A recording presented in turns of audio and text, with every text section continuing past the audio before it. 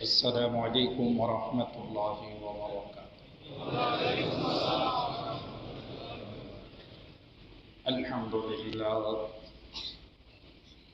الحمد لله وكفى وسلام على عباده الذين اصطفى.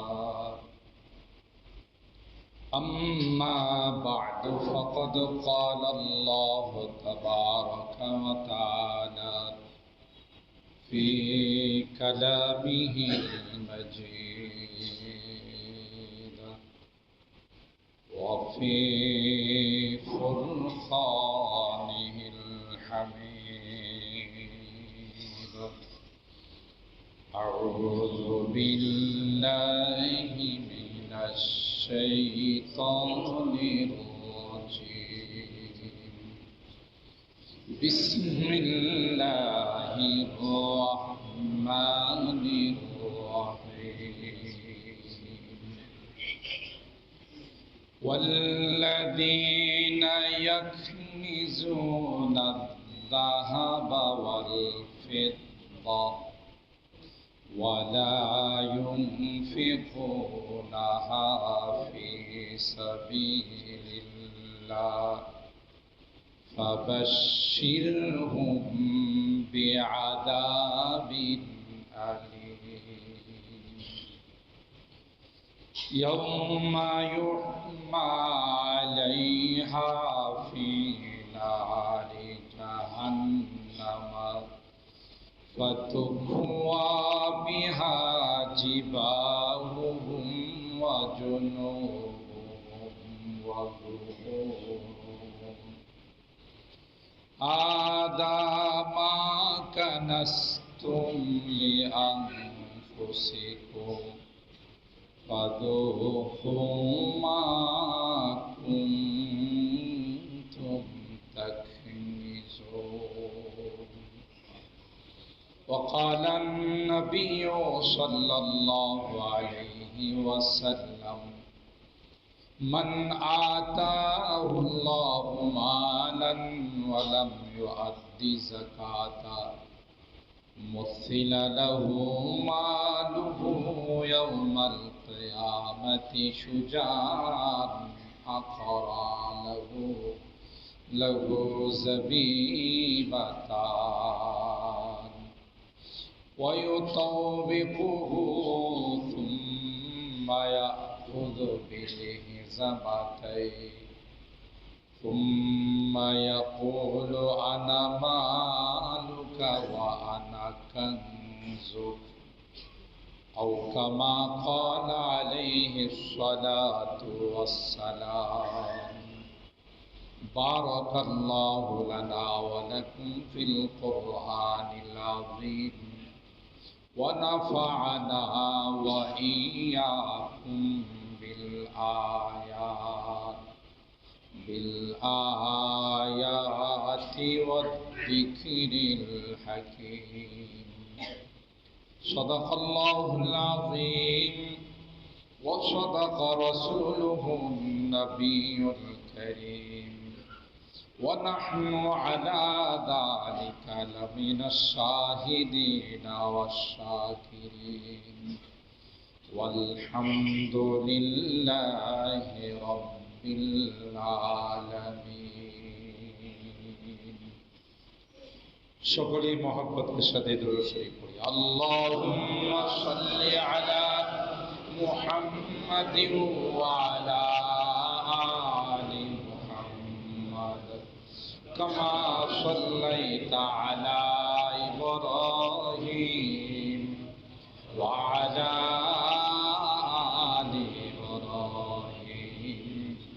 إنك حميد مجيد. اللهم بارك على محمد وعلى آل محمد كما باركت على إبراهيم وعلى آل إبراهيم إنك حميد مجيد.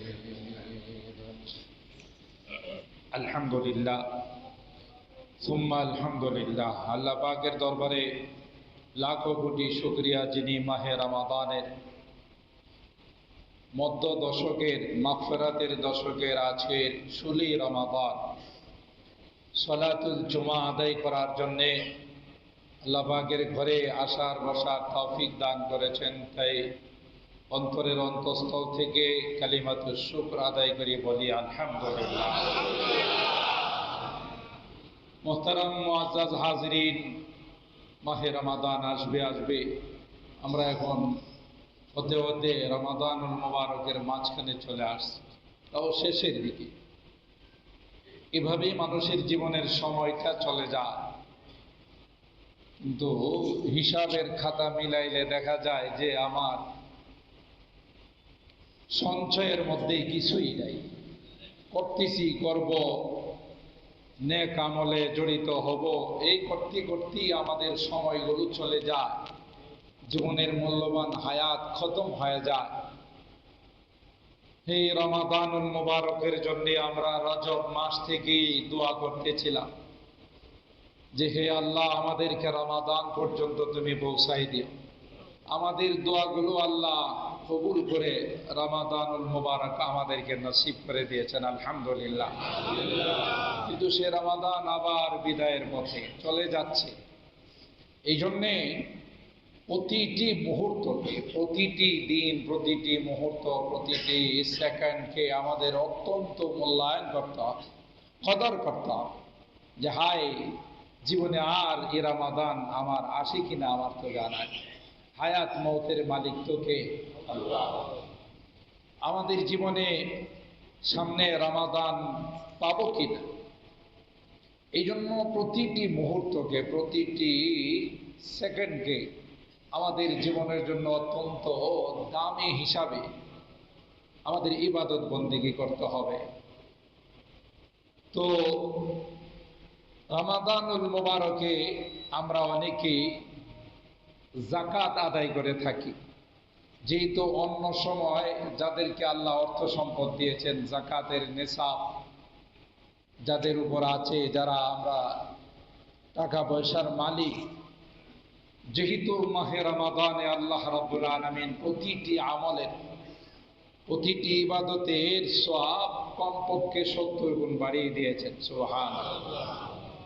এই জন্য এই অর্থ সম্পদ আল্লাহ যাদেরকে দিয়েছেন তাদের মালের মধ্যে গরিব, মিসকিন, অসহায়, এতিম যারা, তাদের কিছু হক আল্লাহ তাআলা এখানে জড়িত করে দিয়েছেন। কোরআনে কারিমে আসে ওয়াফি আমওয়ালিহিম হাক্কুল লিসাইলি ওয়াল মাহরুম।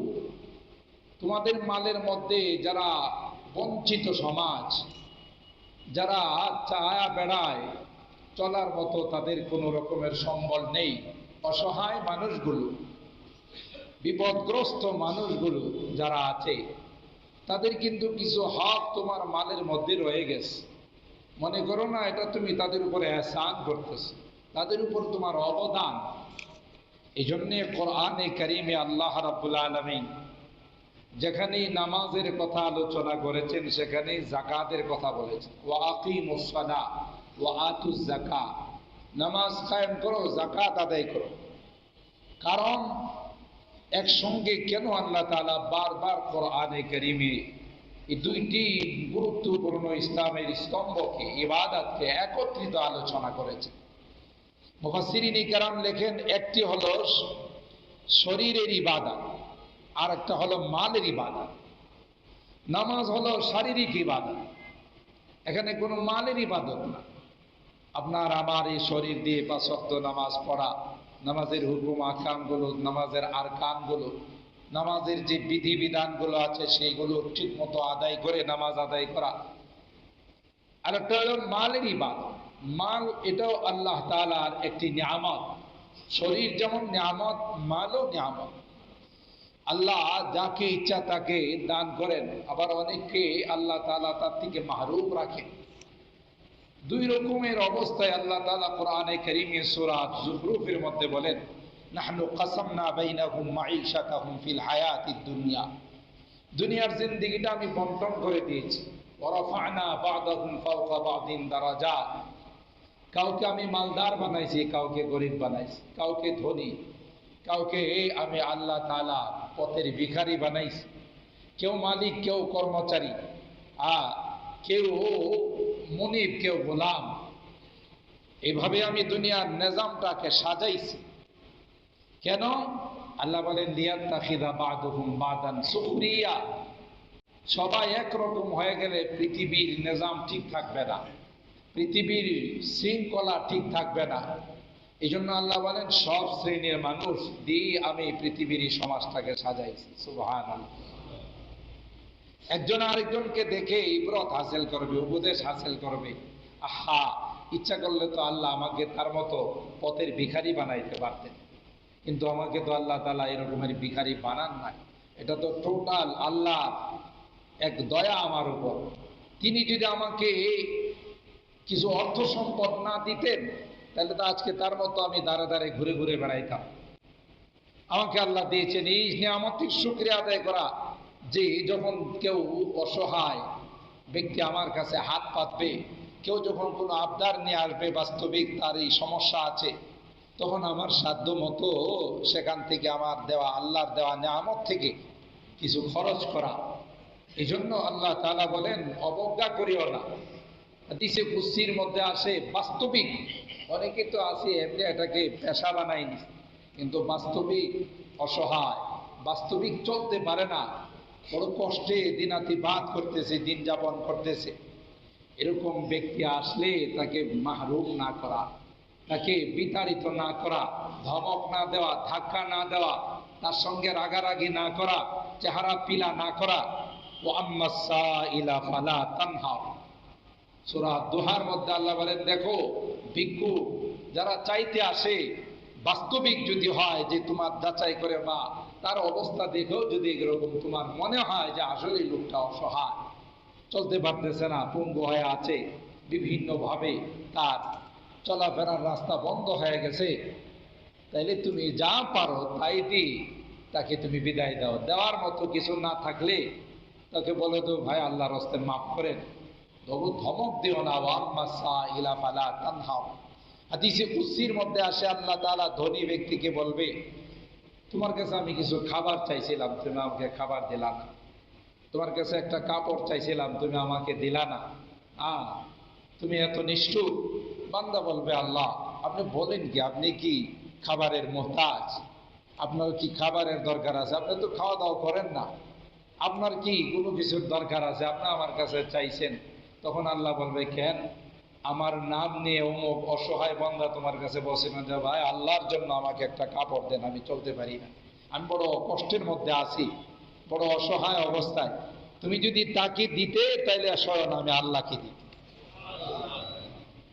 হাদিসে কুদসির মধ্যে আল্লাহ তাআলা বলেন, তুমি তো দাও নাই, এক লোকমা খাবার চাইছিলাম, তুমি পেট ভরে খাইলা, আমাকে দাও নাই।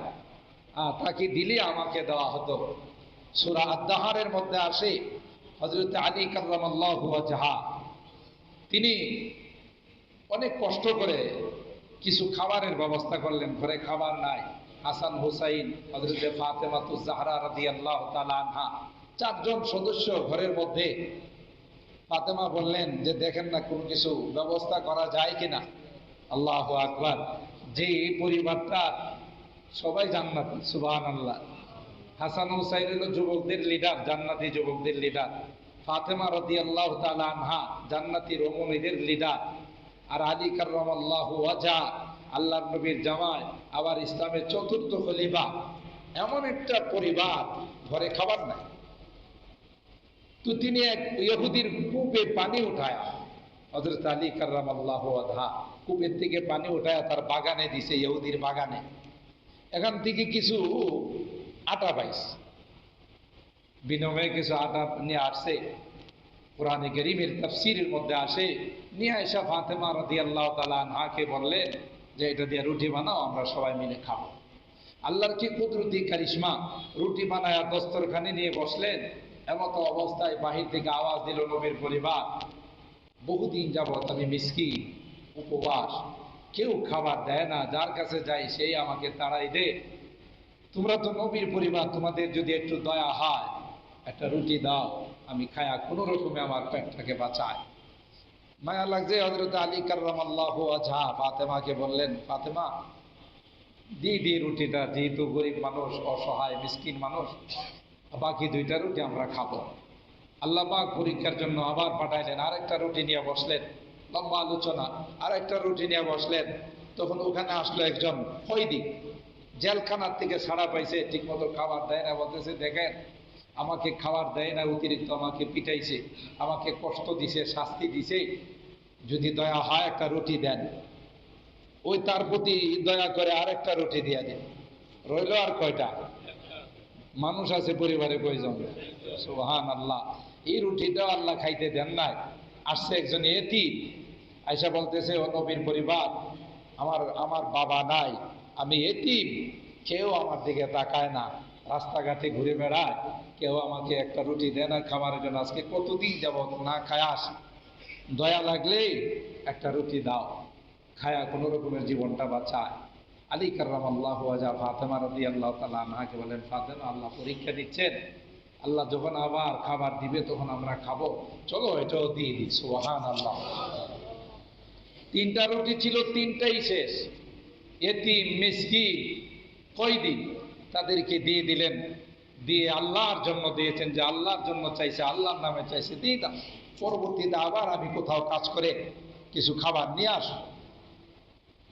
হুজুর আকরাম সাল্লাল্লাহু তাআলা আলাইহি ওয়াসাল্লামের দরবারে আলী রাদিয়াল্লাহু তাআলা রওনা দিয়েছেন, যাবে এদিক দিয়ে আল্লাহ তাআলা তাদের এই আমলে খুশি হয়ে আসমান থেকে জিবরিলকে পাঠায় আয়াত নাযিল করে দিলেন। সুবহানাল্লাহ। ويطعمون الطعام على حبه مسكينا ويتيما وأسيرا إنما نطعمكم لوجه الله لا نريد منكم جزاء ولا شكورا। আল্লাহ পাক বলেন, ও পয়গম্বর, আপনার কলিজার টুকরা ফাতেমা, আপনার দৌহিত্র হাসান হুসাইন রাদিয়াল্লাহু তাআলা আনহুমা, আপনার দামাই হযরত আলী কাররামাল্লাহু ওয়াজহা, যাকে আপনার পরিবার হিসাবে আপনি গণ্য করেন, এরা খাবার নিয়ে দস্তরখানে বসেছিল, কিন্তু আমি আল্লাহ তাদেরকে খাইতে দেই নাই। মিসকিন পাঠাইলাম, কয়েদি পাঠাইলাম, এতিম পাঠাইলাম, সব খানাগুলো পৈতিয়া তাদের তিনজনকে তারা আমার নামে দিয়ে দিছে। সুবহানাল্লাহ। আমি আল্লাহ, ইন্নামা নুতইমুকুম লিওয়াজহিল্লাহ লা নুরিদু মিনকুম জাযাআও ওয়ালা শুকুরা। আল্লাহ ডাক দেয়া কয়, আমাকে খুশি করার জন্য, আমাকে রাজি করার জন্য দিয়েছে, অন্য কোনো জন্য নয়। আমি আল্লাহ তাদের জন্য জান্নাতে খাবারের ব্যবস্থা করে রাখলাম। হযরত আলী কাররামাল্লাহু ওয়াজহা যাওয়ার পরে কই, তুমি কি কাজ করছো আজ? তো কেন ইয়া রাসূলুল্লাহ? কই যে তোমার নামে, তোমার পরিবারের নামে আল্লাহ তাআলা আয়াত নাযিল করে তার খুশি প্রকাশ করছেন। সুবহানাল্লাহ।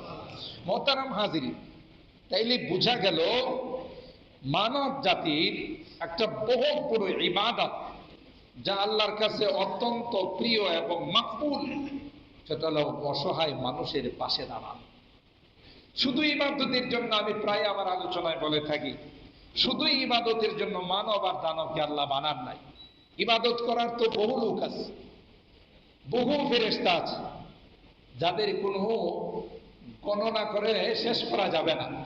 বহু ফেরেশতা আল্লাহ তাআলা বানাইছেন ইবাদতের জন্য, শুধুই সিজদায় পড়ে আছে, শুধুই রুকুতে পড়ে আছে, শুধু দাঁড়িয়ে আছে। আল্লাহ বলেন, এই মানুষের পাশে দাঁড়ানো, এই জন্য আমি তোমাদেরকে সৃষ্টি করেছি।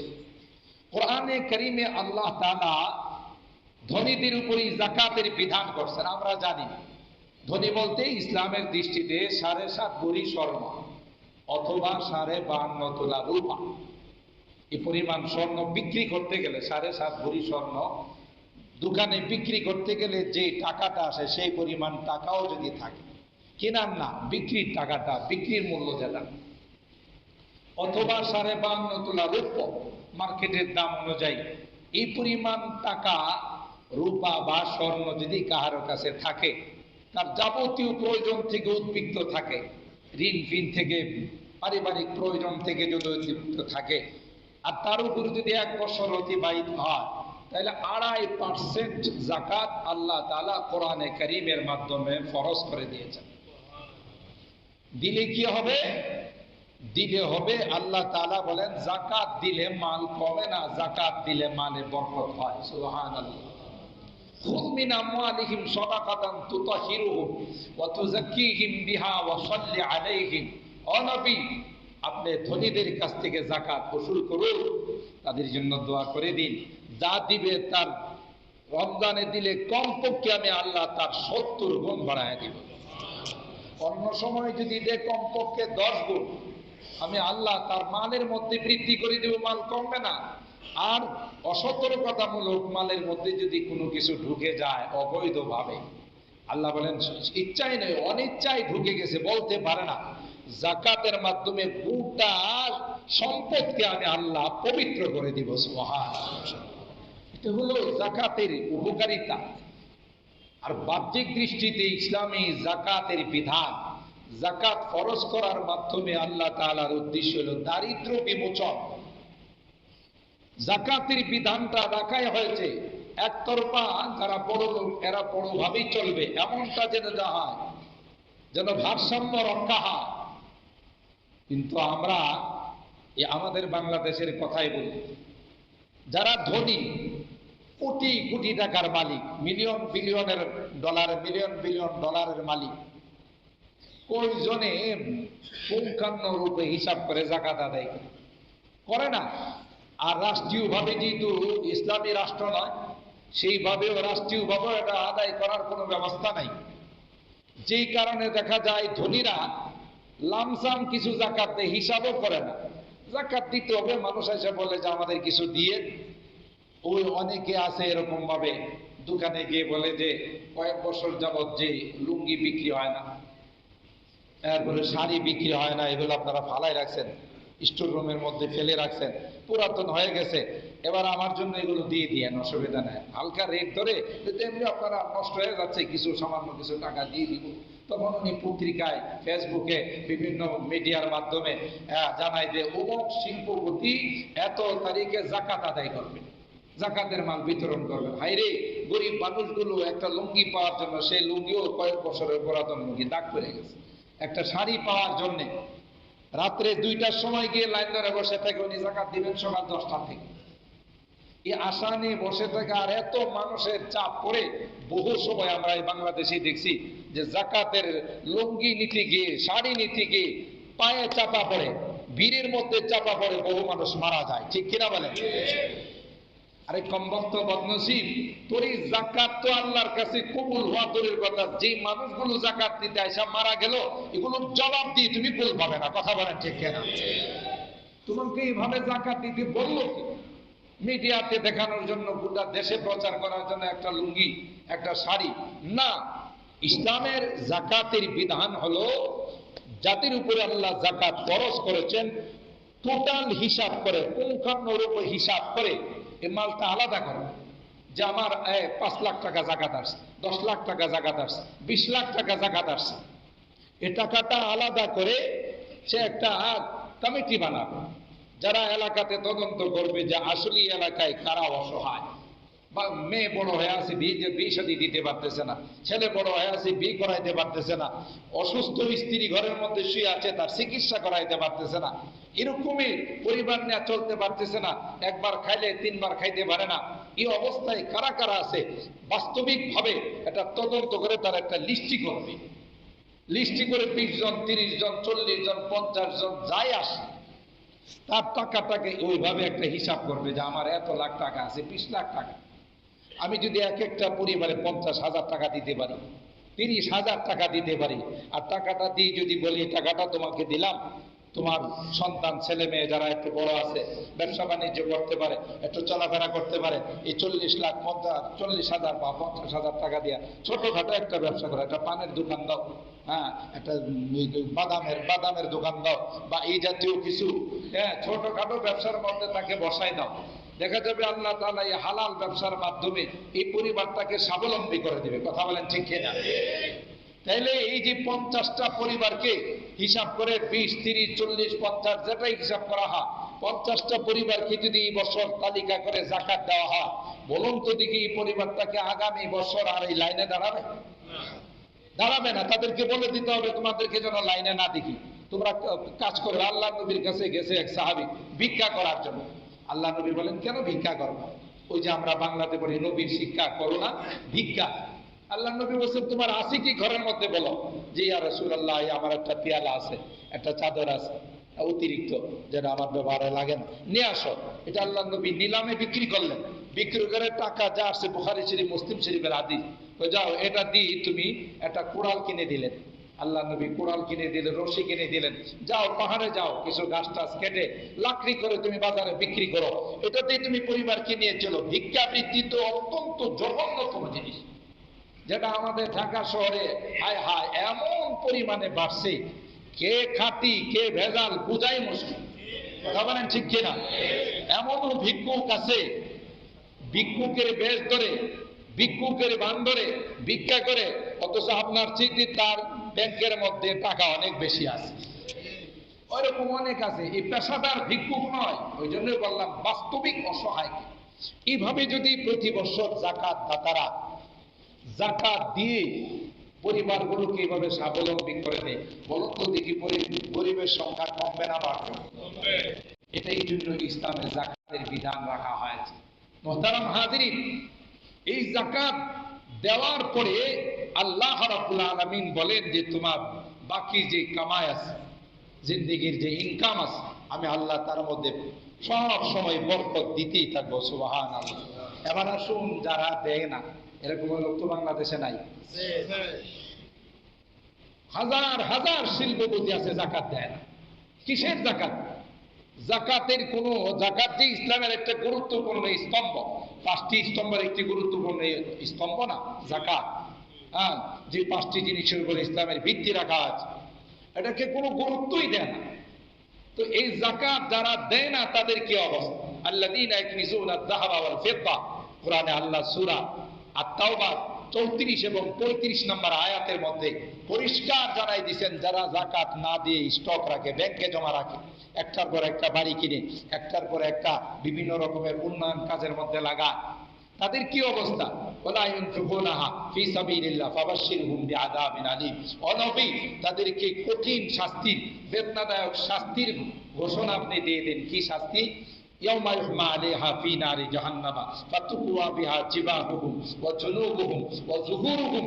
এই মাল, যে মাল সে ব্যাংকে জমা রাখছে, জাকাত দেয় নাই, এই মালগুলোকে জাহান্নামের আগুনে জ্বালায়া এই মাল দিয়ে তার কপালের মধ্যে দাগ দেওয়া হবে, জাহান্নামের আগুনের দাগ দেওয়া হবে। এই মাল দিয়ে তার সাইডে দাগ দেওয়া হবে, এই মাল দিয়ে তার পিঠের মধ্যে দাগ দেওয়া হবে। মুফাসসিরিন কেরাম লেখেন কপালে কেন দেওয়া হবে? যখন অসহায় মানুষ তার কাছে চাইতে আসছিল, মুখ ফিরে ফেলাইছে, এই জন্য প্রথম দাগটা দেওয়া হবে কপালের মধ্যে। আবার যখন চাইছে, এবার তো চাইতেই থাকে, আবার যখন চাইছে তখন সাইড দিয়ে ফেলাইছে, এই জন্য সাইডে দাগ দেওয়া হবে। আবার যখন চাইছে পিঠ দিয়ে চলা শুরু করছে, এই জন্য 3 নম্বর দাগটা দেওয়া হবে তার পিঠের মধ্যে। এরপরে হাদিসে পাকের মধ্যে তাকে বলা হবে, যখন সে চিৎকার করতে থাকবে, এই আগুনের সেকানো সহ্য করতে পারবে না, তখন বলবে, কেন চিৎকার করো?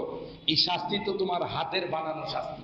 তোমাকে যে মাল দিয়েছিলেন আল্লাহ, যে সম্পদ দিয়েছিলেন, তুমি তো এই মালের নিয়ামতের শুকরিয়া আদায় করো না। হাদা মা কানাসতুম লিআনফুসিকুম ফাযুকু মা কুনতুম তাকনিজুন। তুমি যার মাল জমা করে রাখছিলে, আজকে এটাই তোমার জন্য শাস্তি হিসাবে দাগ দেওয়া হচ্ছে। নাউযুবিল্লাহ। হাদিসের মধ্যে আল্লাহর হাবিব বলেন, যারা মালের যাকাত আদায় করে না, যাকাত ফরজ হওয়া সত্ত্বেও, আল্লাহ তাআলা এই মালগুলোকে বিষাক্ত সাপ বানাবে, দুমুখা সাপ। অনেক সাপ আছে না দুই মুখা সাপ বানাইবেন আল্লাহ তাআলা, বিষাক্ত সাপ। মান আতাহুল্লাহু মালান ওয়া লাম ইউআদ্দি যাকাতাহু মুসিলা লাহু মালুহু ইয়াওমাল কিয়ামাতি শুজাআন আকরা লাহু যাবিবাতান। যে সাপের ঘাড়ের মধ্যে কালো কালো 2টা দাগ থাকে, আমরা যাকে কালনাগিনী সাপ বলি, সবচেয়ে বিষাক্ত সাপ যেগুলো চুল থাকে ঘাড়ের মধ্যে, একবার চুবল মারলে তার আর বাঁচার কোনো উপায় নাই, কঠিন বিষাক্ত সাপ। এই জাতীয় দুমুখা সাপ বানায়া আল্লাহ তার গলার মধ্যে পেঁচাই দিবে। নাউজুবিল্লাহ। এই দুই মুখা সাপ দুই দিক থেকে তাকে চুবল মারতে থাকবে, আর সে চিৎকার করতে থাকবে, আমাকে বাঁচাও, আমাকে বাঁচাও। হ্যাঁ, তখন সাপে বলবে যে তুমি কি জন্য চিৎকার করো, আমি তো তোমার পর কেউ না, তোমার সবচেয়ে বড় আপন, যে মালের মহব্বতে তুমি সবকিছু ত্যাগ করতে পারছো, তবু তুমি মাল যে কোনো ভাবে হালালে হারামে ইনকাম করছো। হাদা বললাম ওয়ালাম সুম্মা ইউতাফিকু লাহু ইয়াওমাল কিয়ামাতি সুম্মা ইয়াখুযু বিলিজামাতাই সুম্মা ইয়াকুল আনা মালু ওয়া আনা কানজু। তখন কি বলুন, চিৎকার করলে কেউ সাপের থেকে বাঁচাইতে পারবে? কঠিন শাস্তি হবে, জাহান্নামের আগুনে জ্বালানো হবে। এই জন্য মুহতারাম হাজিরিন, আমরা এই বিষয়ে কোনো কার্পণ্যতা করব না। আপনার যদি দেখেন যে টোটাল আসতেছে না, কিছু কম আছে, তারপরও আপনি দিয়ে দেন, আপনার এই মালে আল্লাহ বরকত দিবে। যেহেতু হাদিসের মধ্যে, কোরআনের মধ্যে আল্লাহ বলেন যাকাত দিলে মাল কমে না, যাকাত দিলে মাল বাড়ে। সুবহানাল্লাহ। এবার আসুন, কাদেরকে দিবেন? কোরআনে কারীমে যাদেরকে দিবেন তাদের কথা বলা আছে, ইন্নামা সাদাকাতু লিল ফুকারা ওয়াল মাসাকিন ওয়াল আমিলিনা আলাইহা ওয়াল মুআল্লাফাতি। 10 শ্রেণীর মানুষকে দেওয়ার কথা আসছে, যে ফকির, মিসকিন, অসহায়, মুসাফির, ঋণগ্রস্ত ব্যক্তি, যারা এই কাজে অংশগ্রহণ করে তাদেরকে। এইভাবে আল্লাহ তাআলা কোরআনে কারীমে যাকাত যাদেরকে দিবেন তাদের কথা বলা হয়েছে। এর মধ্যে উলামায়ে কেরাম কিতাবের মধ্যে লেখেন, আপনার এই টাকাটা তো আপনি দিচ্ছেন সওয়াবের জন্য, যাকে দিচ্ছেন সে যেন স্বাবলম্বী হয়, টাকাটা যেন কাজে লাগায়, কারণ এটা তো ইসলামের একটি গুরুত্বপূর্ণ বিধান, এর মাধ্যমে তো আপনি সওয়াব অর্জন করতেছেন। এমনও মানুষ আছে, আপনি টাকা দিবেন, এই টাকাটা নিয়ে হিরোইন খাবে, আছে না এরকম? সিগারেট খাবে, হিরোইন খাবে, বাজে নেশাতে লিপ্ত হয়ে যাবে। বলুন তো দেখি এই টাকাটা কি কতটুকু কাজে লাগবে? আপনি দিচ্ছেন, সওয়াব পাবেন, কিন্তু এই সওয়াবটা তার বৃদ্ধি হলো না। এখানে কি সিগারেটের মধ্যে শেষ হয়ে গেল, হিরোইনের মধ্যে শেষ হয়ে গেল, নেশার মধ্যে শেষ হয়ে গেল, বাজে কাজে শেষ হয়ে গেল, জুয়ার মধ্যে শেষ হয়ে গেল। কিন্তু এই টাকাটা যদি আপনি এমন জায়গায় ইনভেস্ট করেন যেখানে এটা বাড়তেই থাকবে, এই জন্য ওলামায়ে কেরাম লেখেন, আপনার আশপাশে প্রতিবেশী যারা এরকম বাস্তবিক অসহায় আছে, তাদেরও হক আছে, তাদেরকে দিবেন। কিন্তু আপনি এই মালটা হিসাব করে যদি এতিমখানাগুলোতে, মাদ্রাসাগুলোতে, যেখানে গরিব অসহায় ছাত্ররা লেখাপড়া করে, রাত দিন 24 ঘন্টা কোরআন তিলাওয়াত করে, কোরআনের চর্চা করে, সে আলেম হবে, আরো একজনকে আলেম বানাবে, এভাবে কিয়ামত পর্যন্ত দিনের চর্চা তার মাধ্যমে চালুই থাকবে। আর এটা হয়েছে আপনার এই যাকাতের টাকা দিয়ে, যাকাতের পয়সা যা দিয়েছেন এর থেকে, সেই গোরাবা ফান্ডের থেকে, মাদ্রাসাগুলোতে, বিভিন্ন এতিমখানাগুলোতে এই ফান্ড থাকে, এই ফান্ড থেকে তার খাবারের ব্যবস্থা করা হয়েছে, এই ফান্ড থেকে তার চিকিৎসার ব্যবস্থা করা হয়েছে, এই ফান্ড থেকে তার চলার ব্যবস্থা করা হয়েছে।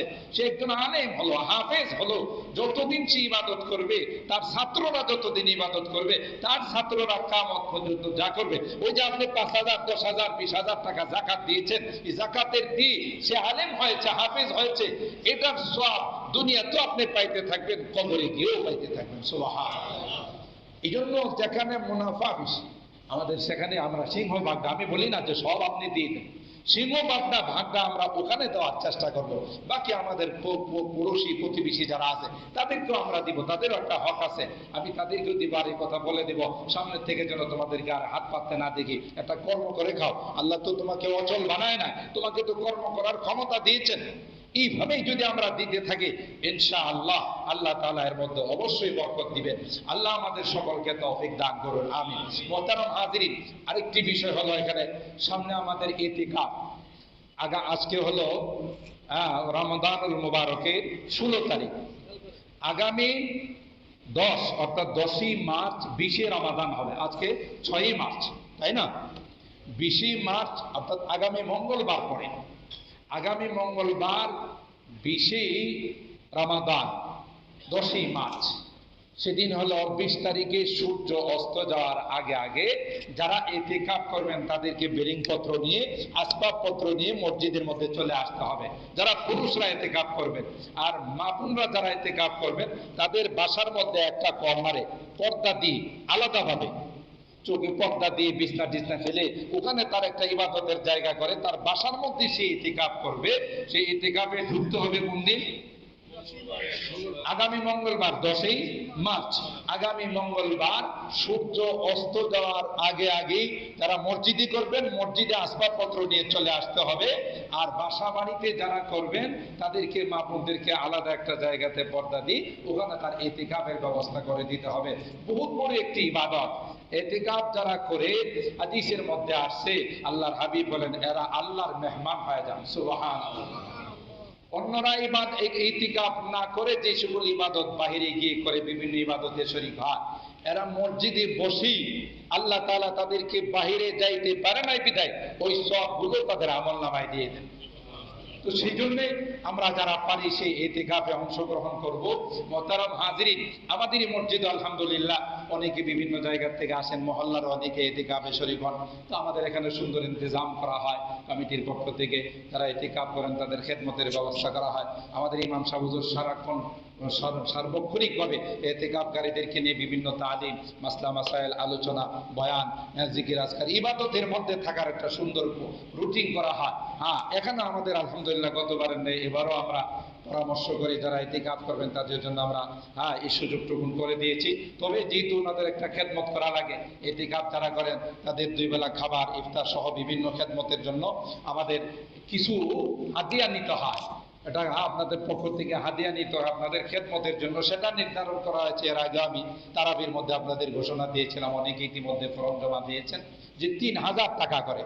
খরচ অনেক বেশি হয় আরো, তারপরেও এটা আপনাদের খেদমতের জন্য যারা ইতিকাফ করবেন তাদের থেকে 3000 টাকা করে আমাদের এখানে নেওয়া হচ্ছে। তবে এটা একটা সিস্টেমের মাধ্যমে ফরম আছে, এই ফরমের মধ্যে আপনার ছবি সহ, আপনার ভোটার আইডি কার্ডের ফটোকপি সহ আপনি এখানে জমা দিলে, যেহেতু আপনি এখানে 10 দিনের জন্য মেহমান, এই 10 দিনে আপনার সবকিছুর দায়িত্ব কমিটির উপরে চলে আসে, মসজিদওয়ালাদের উপরে চলে আসে। সেই জন্য আপনি সিস্টেমটা মেনটেন করে আগামী মঙ্গলবারের আগ পর্যন্ত যারা ইতিকাফ করতে চান আপনারা এই ফরম মেনটেন করে, ফরম ফিল আপ করে আমাদের এখানে জমা দেবেন। ইনশাআল্লাহ এখানে সুন্দর ইন্তজামের সাথে এই সময়টা যেন কাজে লাগে সেই ব্যবস্থা করা হবে।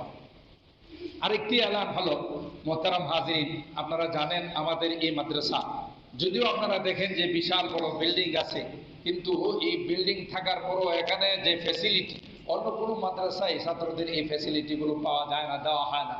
এই 400-500 ছাত্র আমাদের এখানে গরিব অসহায় সহ তাদের 3 বেলা খাবারের ব্যবস্থা, বুঝতেই পারেন যে আপনারা যারা ঢাকা শহরে থাকেন বাজার ঘাটের যে অবস্থা, 3 বেলা খাবারের ব্যবস্থা করলে কি পরিমাণ টাকা খরচ হয়। তারপরে যারা এখানে প্রায় সব স্টাফ মিলে 40-45 জন 50 জনের মতো, তাদের প্রতি মাসের বেতন, বিভিন্ন মসজিদ মাদ্রাসার বিভিন্ন খরচ, বিভিন্ন কাজ, সব কিছু মিলে একটা বিশাল অ্যামাউন্ট আমাদের এই প্রতিষ্ঠানের মধ্যে খরচ হয়। আলহামদুলিল্লাহ আপনারা অনেকে অত্যন্ত আন্তরিকতার সাথে আমাদের এখানে শরীক হয়ে থাকেন।